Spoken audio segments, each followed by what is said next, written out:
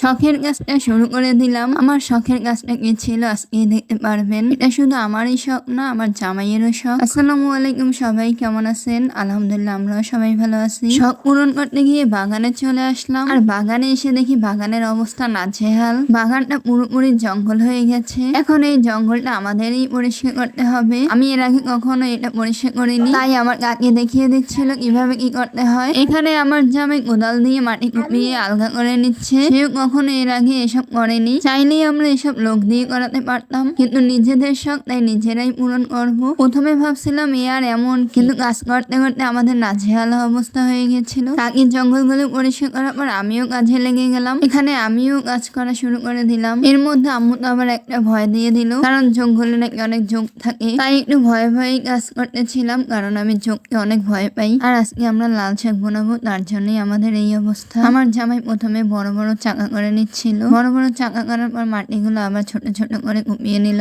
কারণ লাল শাক বোনানোর জন্য ঝুরঝুরে মাটি লাগবে। এখানে আমাদের সাথে আমাদের মেয়েও এসে পড়েছে। ও একা একা কান্না করতেছিল, তাই ওর বন্ধুকেও নিয়ে আসলাম। ওনারা দুইজন মাটি পেয়ে খুব খুশি, আর বাচ্চারা মাটি দিয়ে খেলতে তো অনেক ভালোবাসে। এদিকে কিছুটা বেড়া দেওয়া বাকি ছিল, তাই সেটা দিয়ে দিচ্ছে। মাটিটা ঝুরঝুরে করার পর আমি এখানে গোবর সার দিয়ে দেব। আর যে কোনো গাছ লাগানোর জন্য গোবর সার দেওয়াটা অত্যন্ত জরুরি। গোবর সার দিলে গাছটা খুবই ভালো হয় আর তাড়াতাড়ি বড় হয়ে যায়। গোবর সার গুলো আমি চারপাশে বিছিয়ে দিচ্ছিলাম, সার আর মাটিগুলো মিশিয়ে দিচ্ছিলাম। আর এখানে আমি অন্য কোনো সার ব্যবহার করব না। লাল শাকের বীজগুলো যেহেতু অনেক ছোট ছোট, তাই লাল শাকের বীজের সাথে শুকনো মাটি গুঁড়ো করে মিশিয়ে দিচ্ছি। এটা করলে খুব সহজেই বিছিয়ে দেওয়া যায়। যেহেতু এটা আমি কখনো করিনি, তাই আমার দিতে অনেক কষ্ট হচ্ছে। এক জায়গায় বেশি পড়ে যাচ্ছে তো অন্য জায়গায় কম পড়ে যাচ্ছে। লাল শাকের বীজের সাথে একটু কেরোসিন তেল দিয়ে দিচ্ছি। কেরোসিন তেল দেওয়ার কারণ হচ্ছে কেরোসিন তেলের গন্ধে পিঁপড়াগুলো আর আসবে না। এটা আমার দাদি শিখিয়ে দিয়েছে। এখানে আমি দুইভাবে বীজগুলো বুনছিলাম। একটা হচ্ছে বীজগুলো একদিন পানিতে ভিজিয়ে রাখছিলাম, বীজগুলো পানি ঝরিয়ে একটা কাপড়ে তুলে রাখছিলাম। এটা করলে নাকি তাড়াতাড়ি শাকগুলো হয়ে যায়। আর অন্যটা হচ্ছে সরাসরি আমি মাটিতে বুনে দিচ্ছিলাম। এক পাশে দিয়ে দিচ্ছিলাম পানিতে ভেজানো বীজটা, আর অন্য পাশে দিয়ে দিচ্ছিলাম শুকনো বীজটা। আসলে আমি দেখতে চাইছিলাম কোনটা আর কি ভালো কাজ করে। বীজ বোনানো 3 দিন পরে চারা ফুটে গেছে, আর আমি দেখলাম দুইটা সমানভাবেই হয়েছে।